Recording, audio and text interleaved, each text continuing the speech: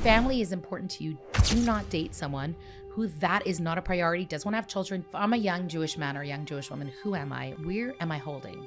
Like, what does that identity mean to me? I really feel that we need to do is date with intention. Often we get into relationships and it's kind of like accidental, or it happened, we met, circumstantial, we were in the same study group. Maybe that's how we've met and that's how the relationship started, and suddenly I'm here, like I'm at this place. How do we get to a place where we do something differently? What decisions am I making now for what kind of future, like what kind of like vision do I have for my future?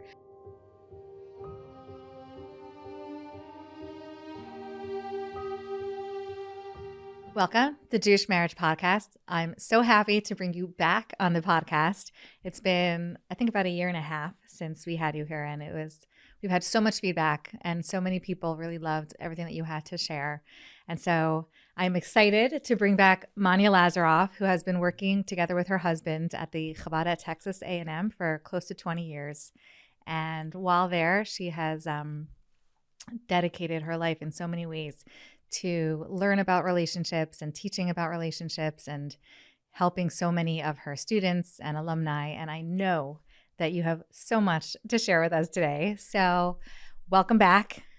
It's good to be here. It's nice to be able to continue the conversation and notice how things have evolved and some things have remained the same, and just be able to keep learning and sharing, and watching this podcast grow has been incredible.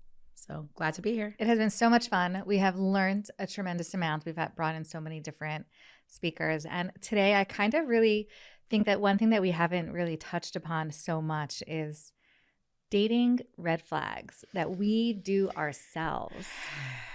Because I know, myself at Princeton University, teaching and working with students, and you're yourself in Texas A&M, you see so many times that students or alumni kind of create these like patterns within themselves, and they're only hurting themselves. And so I really want to get in today into touching on some of those toxic behaviors that we have kind of inculcated in ourselves. Yeah. And so we're jumping right in. How can we get out of it? We are jumping right into the deep with this. So I think that you brought up, you said the word patterns, right? And I think very often in life, what's going on between our ears, right, our thoughts, can sometimes be our biggest struggle and our challenge. And often that leads to behaviors that really are self-sabotage. And what do I mean by self-sabotage is that, like, you have behaviors and you have things that keep happening. And often a person can feel like very victimized by what keeps happening. I don't know why this keeps happening to me. I don't know why this keeps happening to me. I keep ending up in the same type of relationship or the same dynamic. What's going on? And often the patterns that we have created or that we're engaged in are really what's causing a lot of the pain and the friction and the tension. And as you said, the red flags, whether it's that we're attracting the wrong type of person, whether it's subconsciously or consciously, whether we're not intentional about what choices we're making that are leading to those results. You know, if you want a different result, you got to try something different, right? So I think that when you mention about patterns, I really want to start with self-sabotage, because self-sabotage is where you are really your own worst enemy. And not intentionally often, right? Where no one's like, oh, let me see how I could ruin my life. This is perfect. Plan A, B, and C, right? Often it's just kind of the habits and the patterns that we've established that are causing us tremendous pain. You know, when someone is struggling, I often ask them, what's the narrative in your head? What's going through your head about this? Like who talks to us the most about ourselves? Actually ourselves. And how kind am I being to myself? What's going on between in here? And often if I notice my pattern, so sometimes I'll observe a pattern with or I'll point out someone, do you think that's a pattern? Has this happened to you before? This sounds a lot like what's happened in the past in the other relationships. Because often we repeat something unless we change something. We just kind of go back to what's familiar. And not always is what's familiar what's healthy, what's comfortable, what's good for us. It may be comfortable, but not good. And we'll be uncomfortable with the familiarity of that pattern, right? And we'll still engage in the same behavior, even if we know it's not working. So you want to change something, you got to do something different. And often I will really tell someone And this is honestly, this is actually, we're talking Jewish, marriage and Jewish dating here. This is actually across every layer of my life. As a parent, as a mom, as a Chabad shlucha, as a wife, as a daughter, as a sibling, we repeat patterns, right? And there are things that cause us tremendous pain or frustration, and we don't really understand why. Like, they just don't feel comfortable inside, whether they trigger an uncomfortable reaction, whether they're just really like causing us a lot of stress. So often we try to either avoid it, or sometimes we do the same thing, or we, like just Control C, Control V, right? We're doing the same thing again. We're getting the same results. We're frustrated. We don't feel comfortable with what's going on. So often we try to either ignore or run away from the cause or suppress. Now, I really have come to, even within myself, again, like I said, this is a broad idea that can really cover many areas of life. Go to what is causing me pain. So if my pattern, or if what the kind of guy or woman that I keep attracting is causing me the same frustration, or relationships start off one way and they head in, wonderful, passionate, and then they fizzle, or whatever the pattern is, you need to go to it and you need to kind of understand it. And you need to know, where is this coming from? Where do I keep tripping? And we can't always do this ourselves. I feel like almost never. Right. Yeah.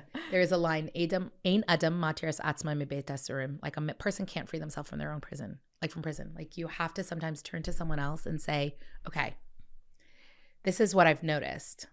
Or, hey, this is happening. It can be a friend. It can be a mentor. It can be a Rebbitzin. It can be a therapist. I don't know. Go to someone, turn to someone to really step back, but go to what's causing you pain, not away from it. Because in that, there's so much growth. There's so much potential. There's sometimes, like, when you step out and say, okay, this keeps happening in my relationships. Why? What am I bringing to the table? When we start to see them as patterns, we can start to break it. But also, we might not see the patterns ourselves. And that's also why you need to have an objective person. Yeah. Because you just see it's not working. You're like, well, the pattern is that I keep on breaking up with somebody. Yeah. But really, the pattern is much deeper than that. Yeah. Yeah. I think that often, if we can turn to someone and say, this is what I'm observing, or not even observing, this is what's happening to me, and what can I do about it, right? And they can actually show us, like, give us perspective or ask us some pointing, interesting questions. And we can try to be real and open and vulnerable, which is a big one. Not easy. But that's where growth happens, right? And I would add to this, like, often when we analyze past either relationships or dating and what's going on, some of what we're bringing to the table now is coming from that, right? Like, this is always what I've done, or this is what's always happened to me, or this is what's, right? We come to the table with our experiences, and they shape and frame our behavior and our thoughts and our actions and our feelings. So here I have another question for you. Yeah. Because you're talking about our past experiences and how it's shaping, and 100%, it totally brings into your next relationship. But what if you dated someone, let's say, for a really long time, and then it didn't work out for whatever reason, but you still have so much of yourself that you put into that relationship, and you still think about it a lot. You know it was the right decision to break it off.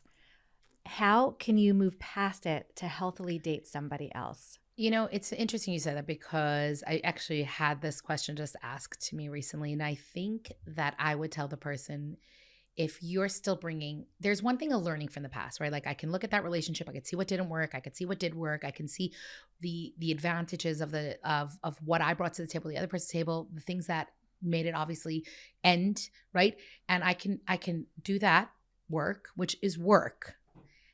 And then if I cannot separate myself from it and moving forward, I may not be ready to get into another relationship. How do you become ready? Yeah, well, so you got to date yourself a little bit.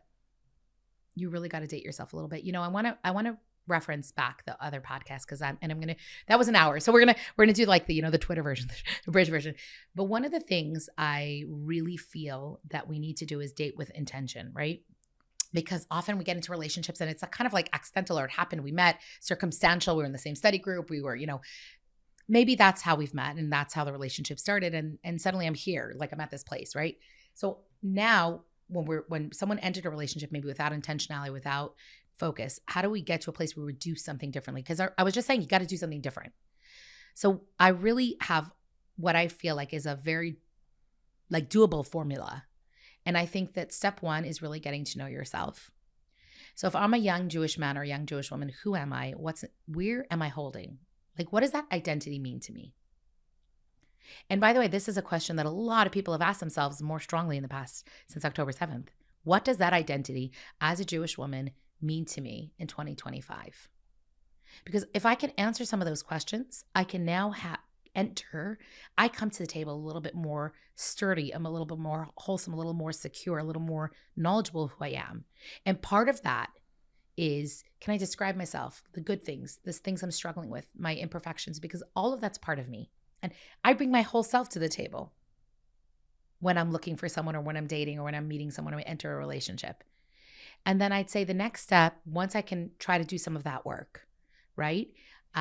I really encourage people to think of their values. Like, what are your what is valuable to you? What's important to you? If family is important to you, do not date someone who that is not a priority, doesn't want to have children, doesn't want to like have a family, doesn't have a good like relationship with their family. Like someone who like family's totally not important to them, you're going to have a lot of disconnect on that. So really going to what are my values, what is really important to me in life is also going to shape and frame moving forward. And the next step is really, if I close my eyes and envision my future, what does it look like?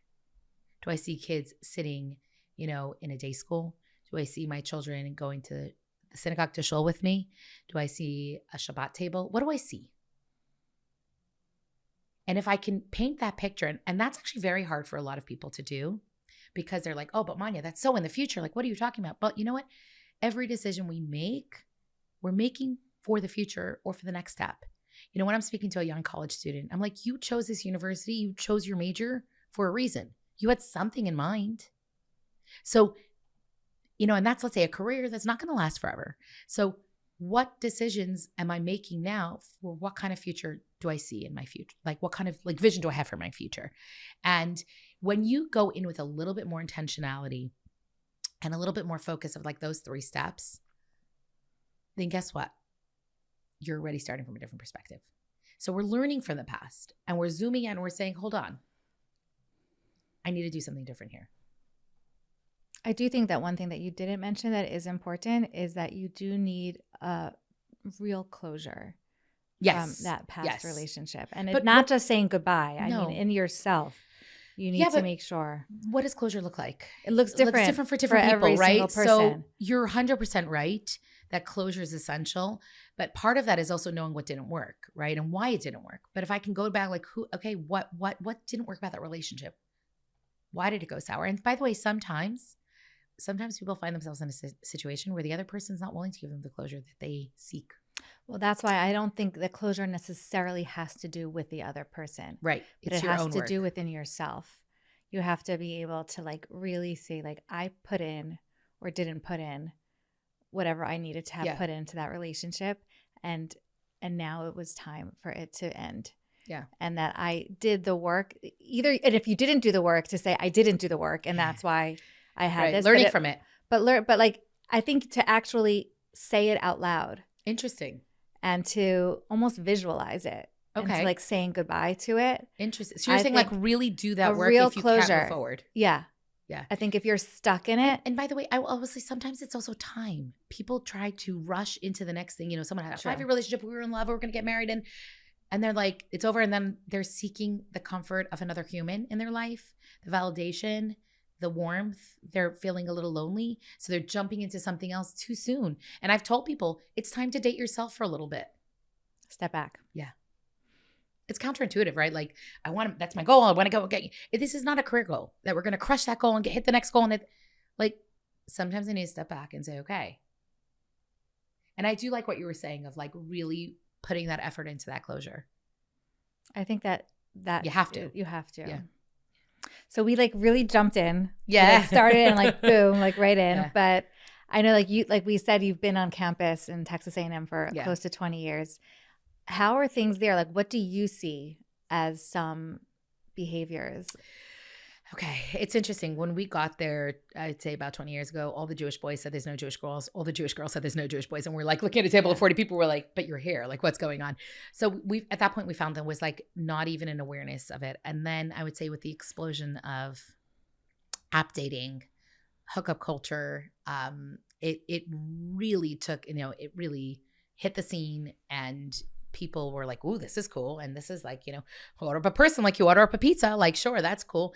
And I have found in the past, I would say 3 years, but even more so since October 7th, I found people really looking for something that's real and substantive. I found there's a shift.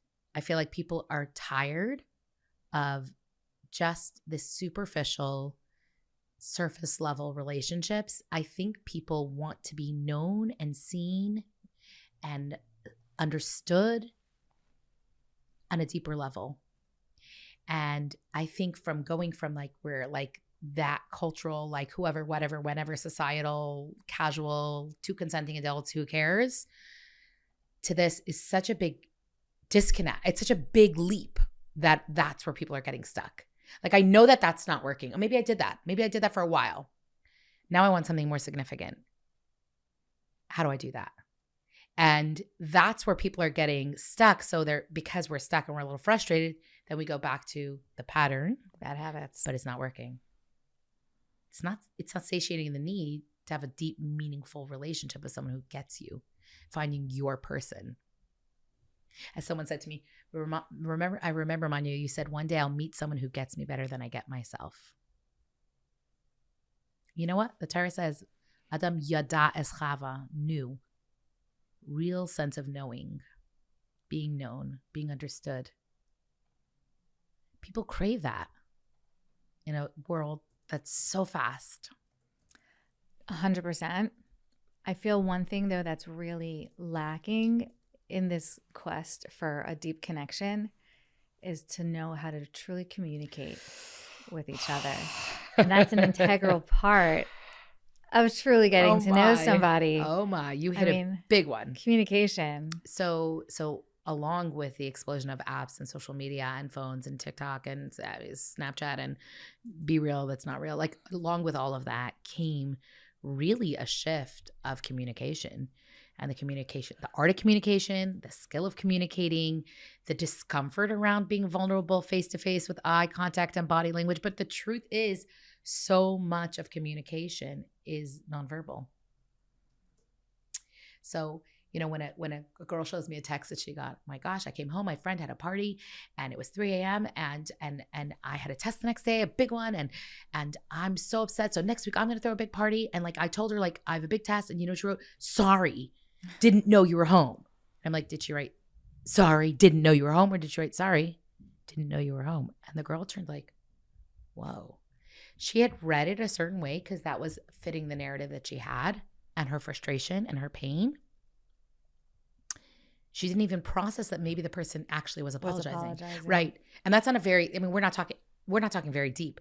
And I will tell you this, I really, really encourage people to have real conversations. And you know how many times I've said to someone, have you ever told them that? And they look at me like I landed from a different planet.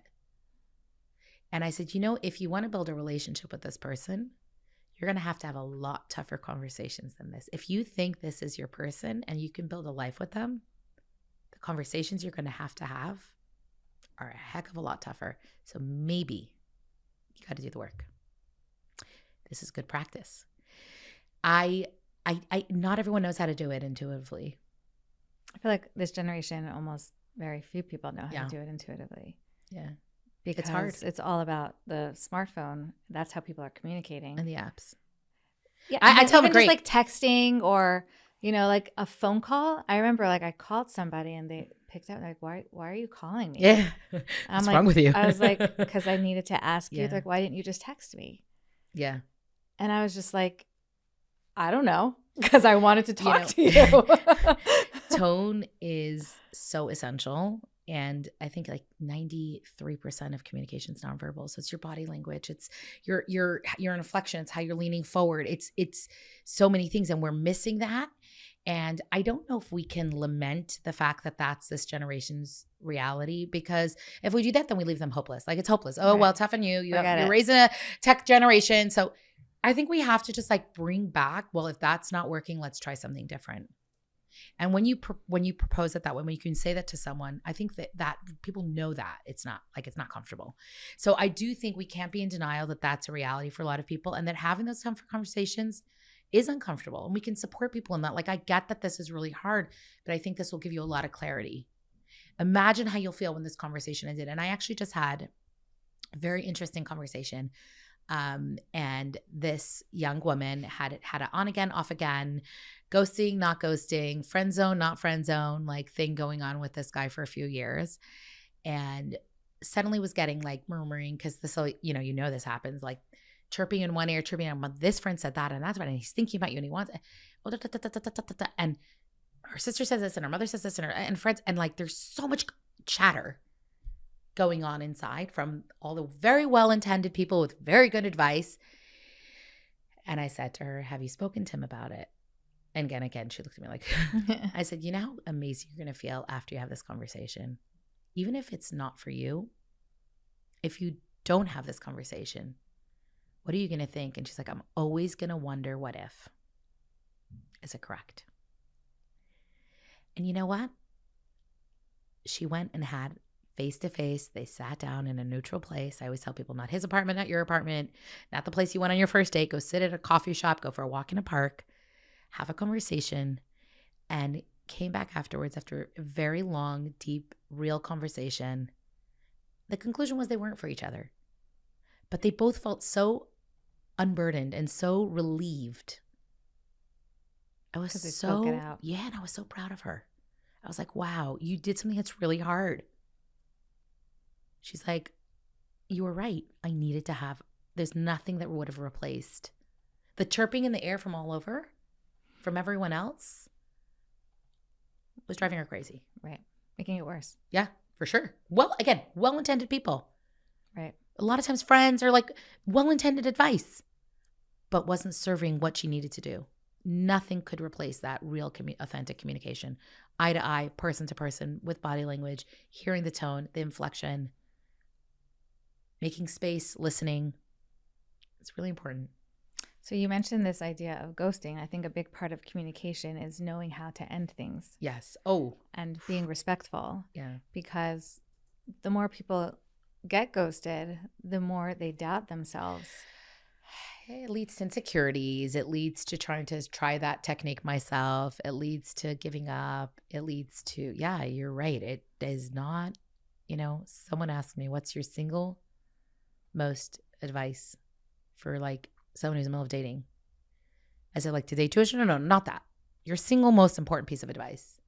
I said, be a mensch. Treat someone the way you would want to be treated. It's not a new idea, right? I didn't make that one. But can you imagine? Be a mensch. Just be a mensch. Respect. Yeah. Basic, like, treat someone the way you want to be treated. You know what? So someone said, yeah, but I don't want to hurt their feelings. So I don't want to end it with them. Okay. Don't date someone out of pity. So you're going to ghost them, and that's going to be the solution. And the games are really on both sides of the coin. Like, it's not like one gender that's like playing more games. Like, we need to like level up and own it. Be ready to have tough conversations. Take responsibility. There's nothing wrong with saying to someone, look, this is not working. I don't see a future in this relationship. You've invested so much. I've invested much. I just don't feel like this is going where we need it. Or this just doesn't work for me anymore. And even if it's just a one-time date, you didn't invest a lot, you still need to respond. Yeah. And say, no, thank you. I don't think this is It was so nice to meet you. I don't think this is for me. So nice to meet you. That's called being a mensch. That's respectful, right? Like, it's also called growing up and being taking responsibility. A mature human being. Yeah. It's really important as part of, because it's also going to teach you how to have ultimately a real relationship, because you know how to have that uncomfortable conversation. Yeah.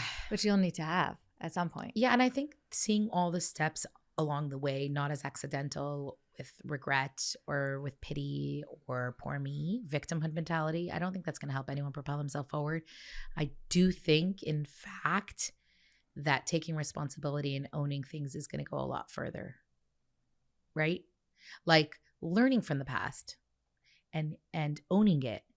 You'll walk away knowing I did the right thing and I feel confident. I respected that person enough that I care enough about this person, even if I care. And also your own integrity, like you said, being mature, taking responsibility. These are the important stuff in life, right? Like their character, they're part of our character. Right. So yeah, I think that no one likes to be ghosted. No. My mother always would the garbage men, always would greet them and make us run out and bring them a hot cocoa on a cold day, or if the policeman was watching something that was hot, bring him a cup of water. Always. My mother said every person is a human being and needs to be treated. Every person, no matter what they are, is a human being. She didn't say created in the image of God, but we're created in the image of God. We're all here for a reason. Everyone at least deserves that. 100. And you know what? You can even say, this is a really uncomfortable conversation for me to have. Call out the elephant in the room. People appreciate honesty. Are there any other things that you feel like are very prevalent in the dating world? So another thing that I see pretty frequently is people saying, I'm ready. I'm ready. I'm ready to date seriously. I'm ready to find my person. I'm ready.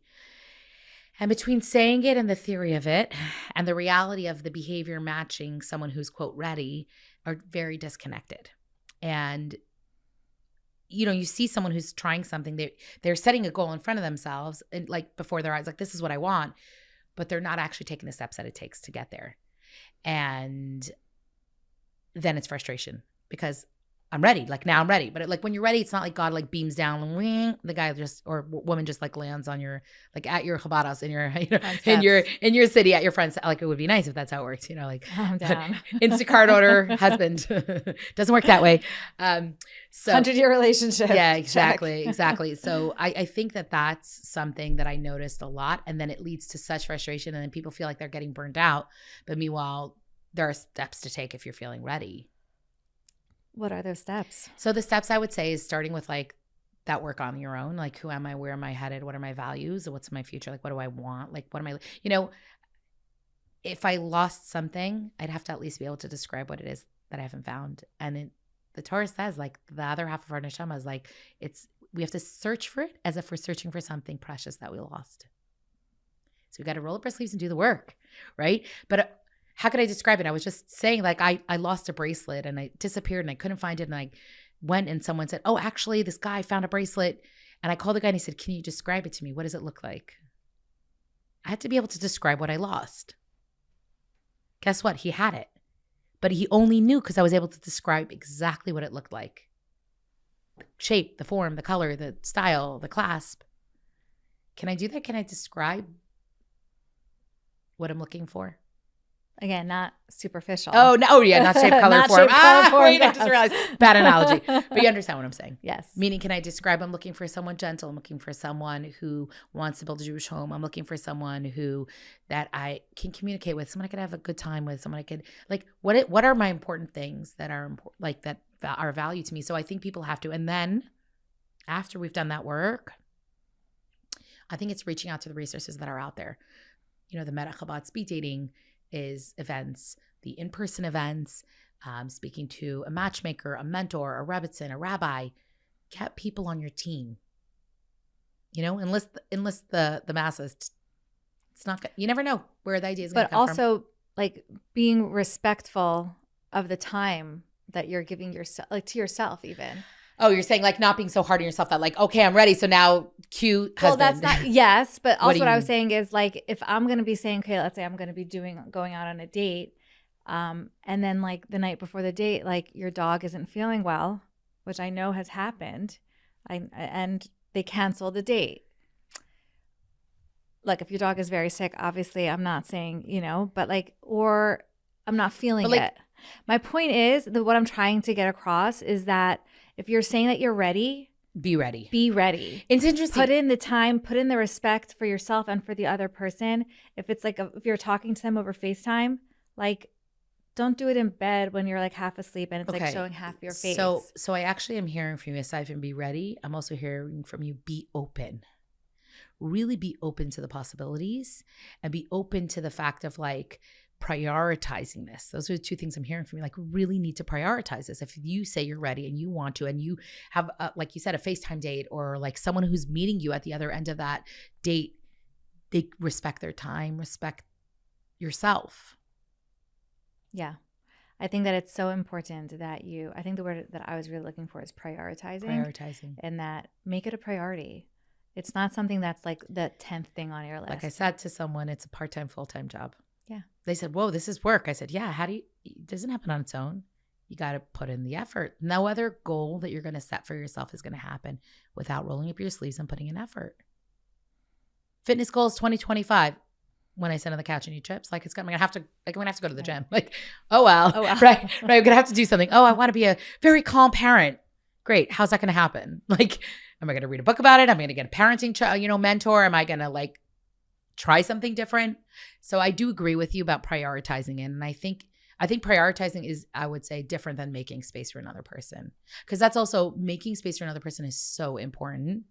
And if you're okay with that, I'd love to just explore that a little bit, because I feel like often we have a misnomer of what we're looking for as something that's similar to me, right? Like, I'm athletic and I'm driven and I'm intelligent, then I need someone who's athletic and driven and intelligent. And like, often I don't need my twin. I need someone who complements me, and I need to make space for the fact that my person may not like be exactly like me. As a matter of fact, they probably aren't, right? And probably they'll frustrate you at times with the things that they bring to the table. But making space for another person means I don't always have all the answers, and I'm not always right, and they do things differently, and they're coming to the table with their own traumas and triggers and baggage and dating history. But really making space for a person, they can fill that space.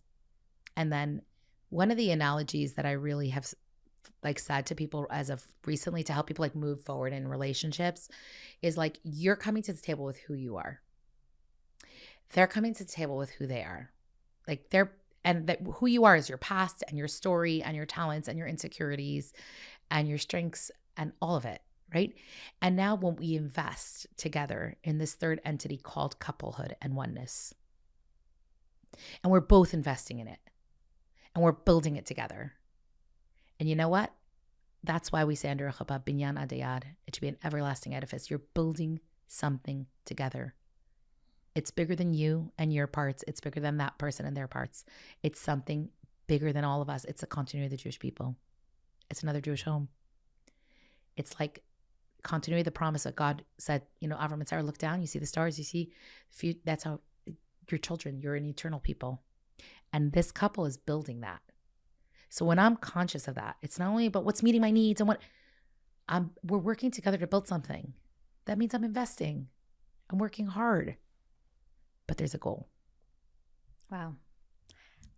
You gave us a lot to think about. I think there are so many behaviors that a lot of us really do need to break. And it's okay if you don't break them all at the same time. We're not going to. One at a time.